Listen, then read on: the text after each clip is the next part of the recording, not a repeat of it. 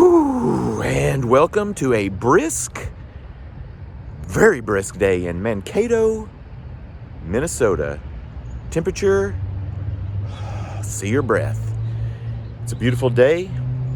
Just checked out of the hotel, and I am going to get in the car, and you're going to experience this with me right now as I start the car. And I'm going to see, oh, thank you, Lord.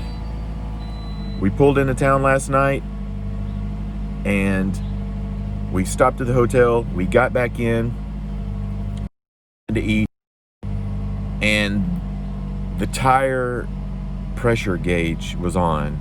It was like, oh my gosh. So we ate something real quick, and I was like, looked at the tire places. There was a place that was closing at 7 o'clock, and it was 6:55. So we got our check and we drove over there real quick. It was like 7:02 we got there. The light still said on. I walked in. He's like, man, we're closed. And I was like, we're on the road. Is there any way that you can, check it out? He said, you pull over to the bay, we'll get you some air. So I pulled over, and the guy checked each tire. They were down about 3 pounds in each tire off of the set gauge. He aired them up. The light went off. Probably just due that to being that it's 48 degrees outside. It's 48 degrees. But I'm so glad and thankful. I prayed, like, please let it just be the cold. Looks like that's it. So we're on to our adventures. As always, thanks for tagging along. We'll see what today has in store. Boy, it's cold. And our hotel has had some dog odors. Ugh. For some reason, the odors went into my throat. Oh. But I'll be all right. I brought an airborne, so chug-a-lug. Here we go. So I keep the thermostat at 75 in the car. That typically keeps us cool. Today is the first day that it's blasting heat because it's 48 degrees outside. And as a point of note, I filled up with non-ethanol gasoline, and I got 5 miles less to the gallon as I did with the ethanol. So I don't know what that's all about. I don't guess it's any better. But that's that. So getting a little bit of the Starbucks fuel, a little warmth, and then we're gonna hit the road. As I was waiting here in the Starbucks line, I realized that I didn't say this is day 5 of 7 states in 7 days. We have driven 1,073 miles since leaving home. That's a lot of road. Some of it was dirt. Some of it was gravel. Most of it was asphalt. I'm going to order now. As you know, I am a sucker for churches. And if you watch my walks, you know that I'm a sucker for red bricks. And this has both of them. Red brick, Cathedral of the Holy Trinity. It even has a clock at the top. And we are in New Ulm, Minnesota. It's funny because as I was pulling in, I was like, this kind of reminds me of Germany. And then the next thing I saw is German Park, New German Park. I don't get it. But just look at this beautiful street right here in New Ulm. So I'm still in New Ulm, and I was right. I'm on the campus of Martin Luther Martin Luther College, and I looked up New Ulm, and it is a German settlement. German settled here, and it's pretty cool. There's something I'm gonna try to get to. I'm gonna show you in just a second. So this is just called the Hermann Heights Monument. It's right across the street from the Martin Luther College. It's a winged helmet, sword-wielding German fellow, and this monument is to commemorate German settlers. And we are on top of this hill. You can see the cathedral that I was just at, and the view of this place is something to behold.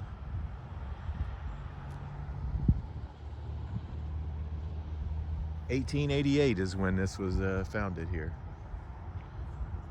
It's a beautiful little town in New Ulm. So here in Sleepy Eye, Minnesota, we have the real Linus. Linus Murar, son of Nick and Ella, was born in this town and did some time in the Navy, became a cartoonist, became friends with Charles Schulz, which created Peanuts, and he made the character Linus out of him here in Sleepy Eye. And the downtown section is right there, and we are in front of the Dyckman Free Library, which is right there. Here at this very noisy gas pump in Sleepy Eye, they're already getting ready for the winter time. Bags of salt are at the pumps, kind of like just cases of water. Yeah, I need 2 bags of salt, please. All right, there you go. As we've traveled through Missouri, Iowa, and Minnesota, there's nothing but farmlands, of course, and every so often we run across these elevators. I always just used to call them grain elevators, but more than likely these are corn elevators.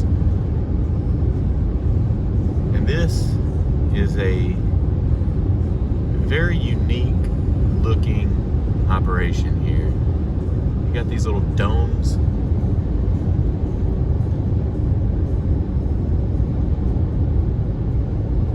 There it is. Getting our food and fuel all across America by rail at this place.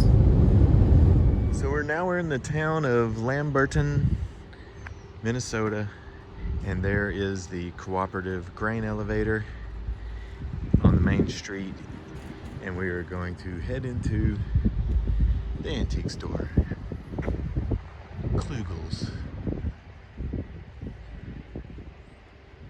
Here we are. Well, we have made it to the town of Walnut Grove, the home of Laura Ingles Wilder. They have a museum here. It's closed. But if you don't know who Laura Ingalls Wilder is, she wrote some books, a series of books, and those books were later turned into a television show called Little House on the Prairie. And the main town that they lived in was Walnut Grove. And that's this place right here. That's where she lived. And they actually even have the outline of what the house looks like. It's not really the house, but it's the outline. I'm gonna just go over here and take a look. So alongside the museum, they have a little red building, a little miniature church, a photo opportunity where you can be Charles, Caroline, Mary, or Laura herself. And then they have a wagon. Because you remember, Charles used to have a little wagon and he would come bring it into town from time to time. And I mean, that's an authentic building right there. Not really period. And then there's actually kind of a weird dome shape building. Look at that point on that. Looks Persian. It looks Persian to me. But here we are. Flags at half staff. So if you do show up on a Friday, Saturday, or Sunday, there's 3 buildings that open, and it only costs $2 to get in. Not a bad price for a museum. So we decided to eat at Nellie's Little Cafe on the Prairie. There's a little cafe right here. Very quaint. Just a few seats, nothing needed to be big about it. Very good prices. I'm gonna have the special. So we ate at Nellie's diner. The Nellie that was in there was nothing like the Nellie on the television show. Nellie on the television show was a complete brat. She was spoiled, had blonde hair, all prim and proper. A total basket case. This girl, which she's not the owner, but she worked there, was friendly times 20. And had black hair and was not prim and proper. But we had the meatloaf special. Meatloaf, mashed potatoes and gravy, corn, and a slice of white bread with butter on it for $8.50. The wife, 86, the corn and mashed potatoes and had a salad. $20. 21. Worth going. Or it's really the only place to eat in Walnut Grove. That's my review. So here we are on the banks of Plum Creek. And this is will be the home site of Laura Ingles Wilder. They have a little photo of her here at the big rock, which I don't see the big rock, but it's here somewhere. It's nearly submerged. But here we are, Plum Creek. This is where Laura and Mary, oh, there it is. It fell down into the creek. There you go. The big rock. But this is where Laura and Mary and Pa and Ma would swim and fish. Pretty neat. They've made a nice little walking path to come up here to the only remnants of their home, which is a little dugout, basically a mud hut. They lived here in the 1870s. And this is all that remains. So they had the house, it was dug out, and they just had like a thatch roof here. They could go down and, you know, drink water, had fresh water. Here's a little diagram of what it would probably look like.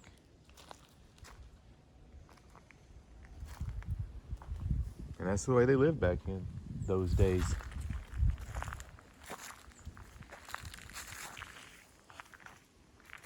And here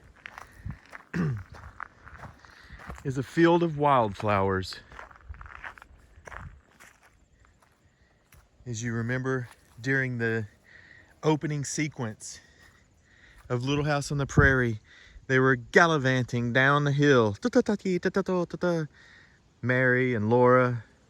And then little Carrie, she came down and then took a tumble, and then she just kind of slowly started to walk. Of course, that was filmed out in California, not in Minnesota. But you can only imagine, this was a pretty nice area. They didn't have the huge elevator right over there.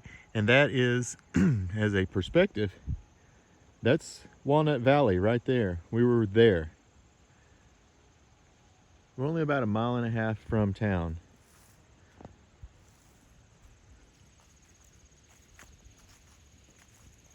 Corn. So there's the bridge that we walked in on. And there is this lovely prairie full of wildflowers and butterflies.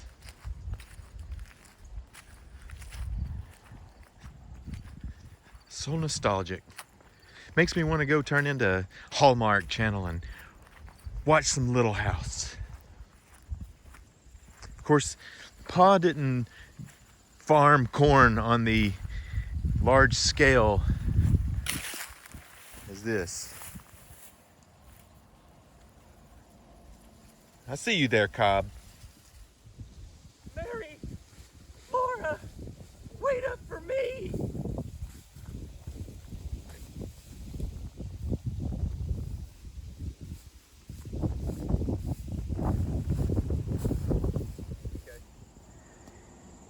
There is an elusive monarch butterfly. What did you say? Whew. So here on the backside of the flower field, the prairie, this is so high. You can see my wife is disappearing in the prairie. You could just go in here and lay down. It kind of freaked me out because there's lots of game trails and trompings around. I'm sure there's lots of deer. I've seen my fair share of raccoons on the side of the road. But I don't know what other kind of wildlife would be out here. I don't think they have bears here. Of course, you never know. You never know. This prairie grass is so high. That's a 5-foot flower right there. What a beaut. There's the farmhouse that their property owners have right there. You have to pay $5 per car to get in here, or $20 a bus. It's right there. Excuse me. Returning back to the car over this wooden bridge that crosses Plum Creek with the dark, fertile Minnesota soil. There's not a cow in sight, and there very rarely ever is. But it's the strongest scent of cow dung across this whole state. And it doesn't even really smell that bad. It smells good for dung. I know. What the heck? Definitely worth $5. You get to walk around this historic site from the famous Laura Ingles Wilder. And the farmer that has this place, I mean, it's just his little spot that they maintain on their own. They have a great gravel area, parking, berms. They even have a picnic area. And the path is well maintained around here. If you're ever in Walnut Grove, Minnesota, check out Lower Wilder's hole in the dirt, Plum Creek.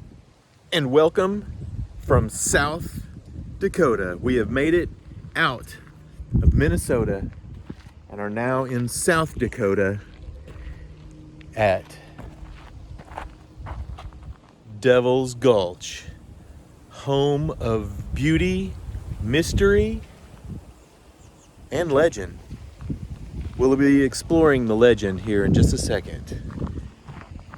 Gonna take a peek around this place. Here is the Cedar Gulch, and they said don't let the water fool you, that they've actually dropped a plum stream 600 feet into the water in some places, and it never touched the bottom.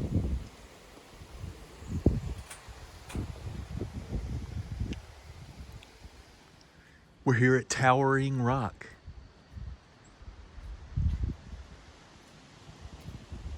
This is the bridge that we crossed. You can hear the wind blowing through the gorge. It's very peaceful and serene. Whoa! It is heated up to a toasty 71 degrees.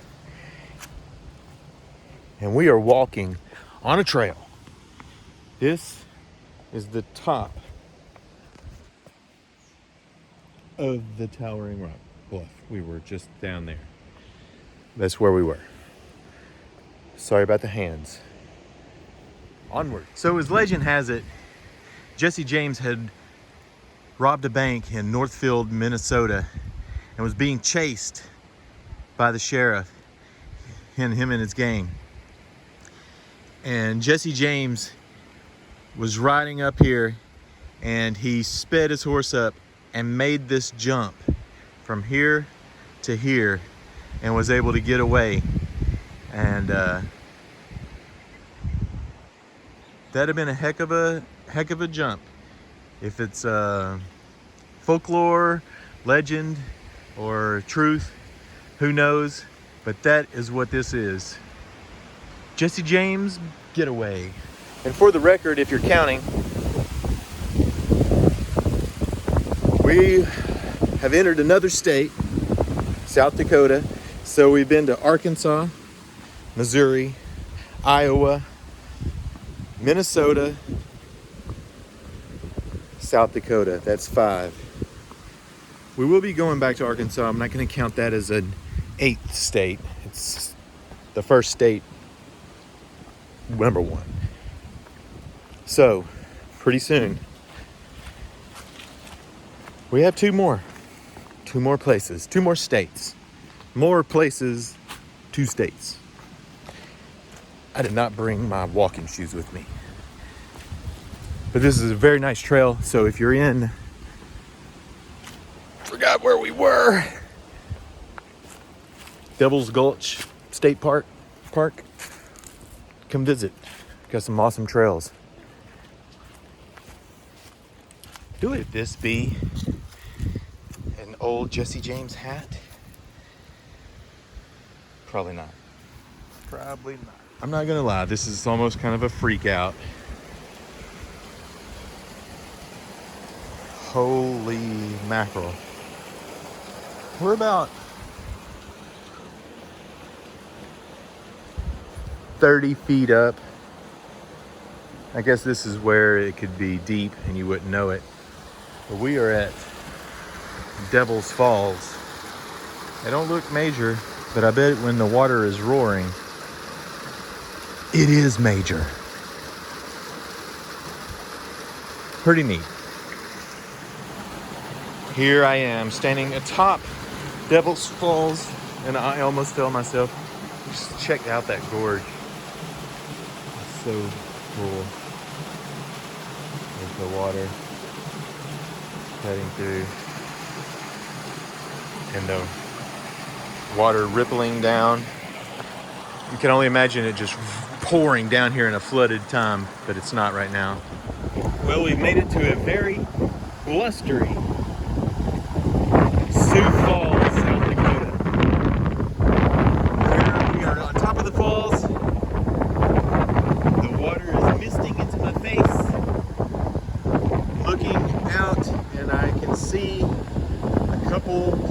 that I want to go to already. There, and the large clock tower. We are on the top part of the falls. There is a railroad track right there. And I think we're on the ugly side. We'll be able to catch some different points of view. There's a very old structure here. The water is flowing very rapidly right there. You can hear the water roaring down. It's very muddy. It's very windy. There's a park on the other side and what looks to be a prison tower. But it's not. From this vantage point, you can see the Mama Bee's ruins. Right there. And somebody made a teepee out of some sticks. Right there. I called this the Mama Bee's. It's the Queen Bee. I was mistaking for the hamburger place that used to be on Asher Avenue. It is the Queen Bee ruins, which was a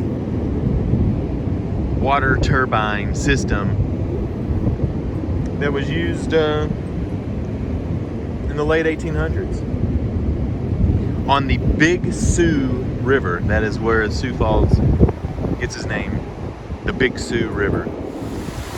I am here in the midst of the Sioux Falls.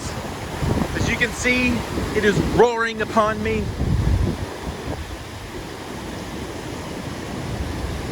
Mist of water hitting me in the face. It's a very beautiful day. And it turned out to be about 78 degrees here in South Dakota. This morning it was like 48 to 78, 30 degree difference. Sure feels good. Gonna do a little more exploring. Another point of view as we get closer to the bottom of the falls.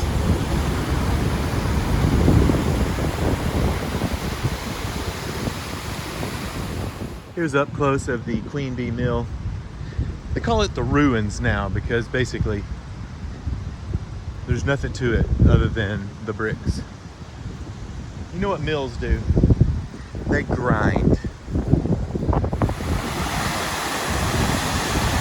Extremely misty and breezy and majestic.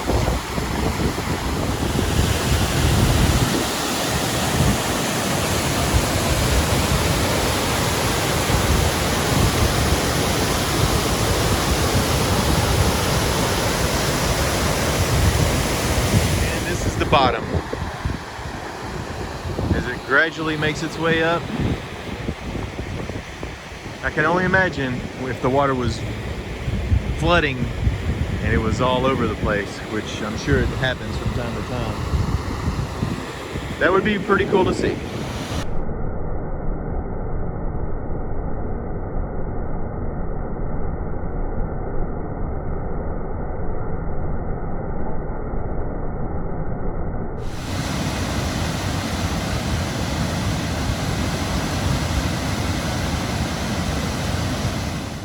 We're here at the Courthouse Museum.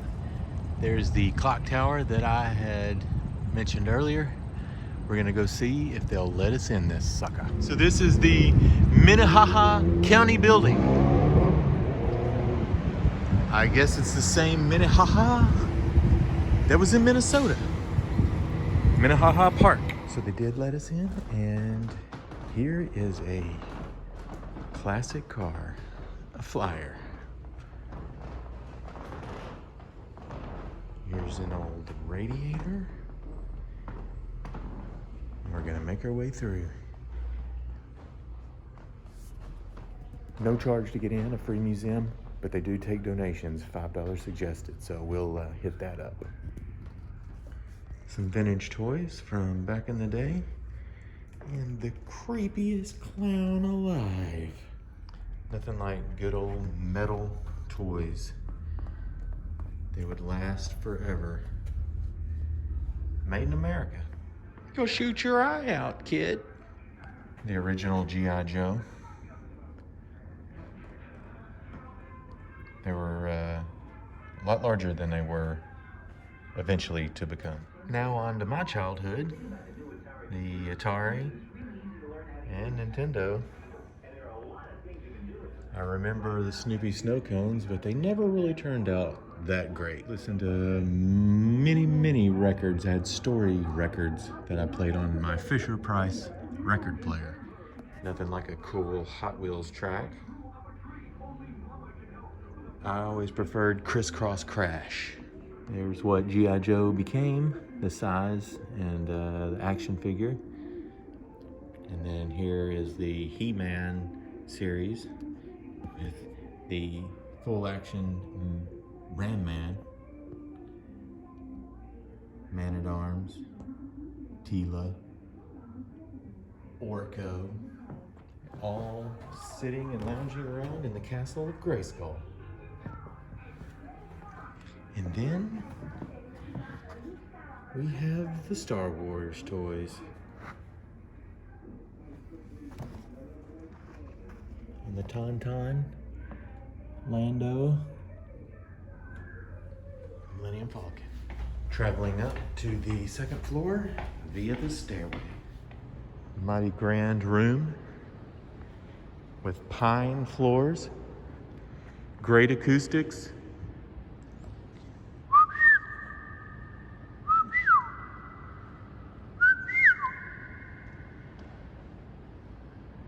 Pretty slick.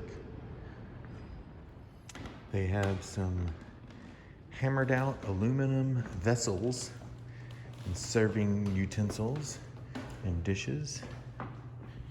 I'm assuming aluminum was a way to use or serve. Looks like silver, but it's aluminum. And they have a Indian display. Most of these are from the early 1900s.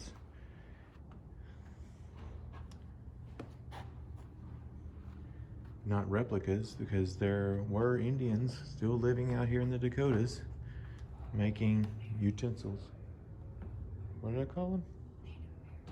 Native Americans. Indians. They have some pretty cool doors here to lead into the bathroom. Here's one for the gentlemen and one for the ladies. On the second floor, they also have a room for lady history. For when they started to allow ladies to vote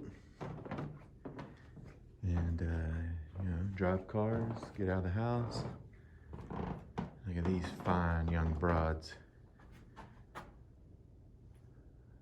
Here they are. They have a cool mural coming up the side of the stairway. The plaster is coming off of the lats. And a few water leaks. And we continue up these creaky old wood stairs. Beautiful building. And here's the courtroom balcony. This is where people could sit and watch the proceedings. We were down there. I was whistling earlier.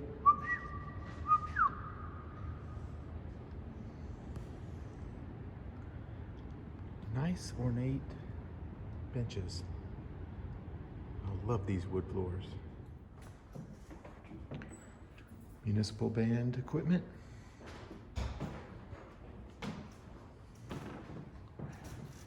And their uniforms. A good looking group of people. 1967. Two grand old men.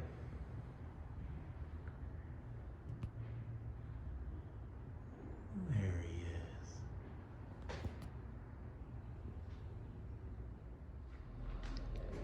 They have a stuffed buffalo. And buffalo dung. And where the buffalo dung comes from, the stomach. You have a cool motorcycle room in here.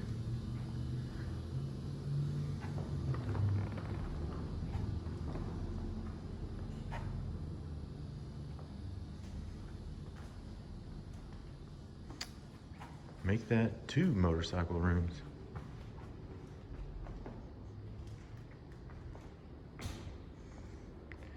The Easy Rider helmet.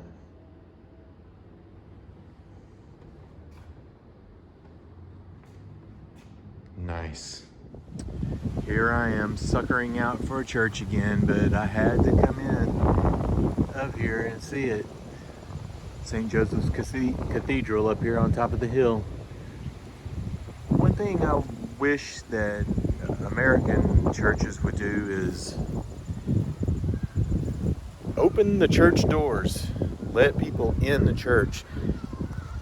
All across Europe, there wasn't one church that the door was locked. You could walk in at any time and it was open. Here, you're lucky if you can get in, but whatever.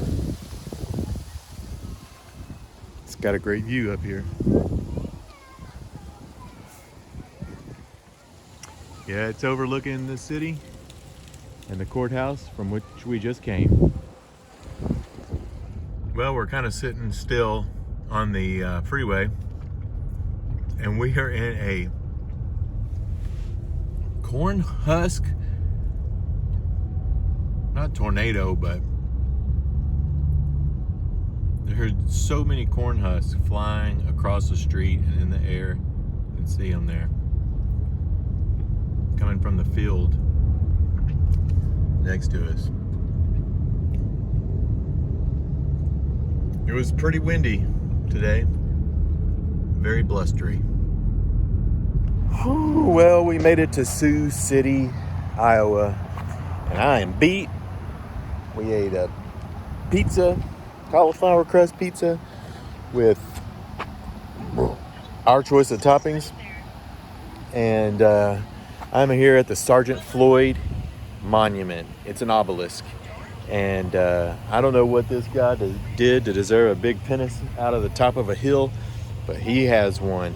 And we're going to go up there and see what we can see.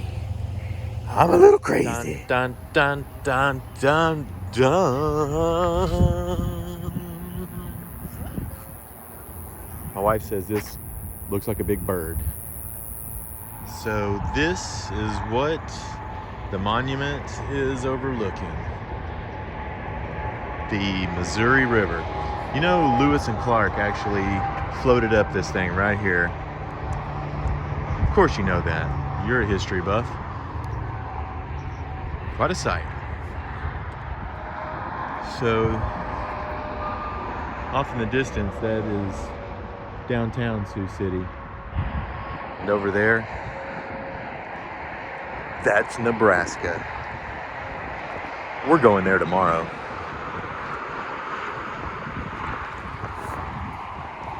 So, thanks for watching. Subscribe, thumbs up, rock the notification bell, and as always, thanks for tagging along. Catch y'all tomorrow.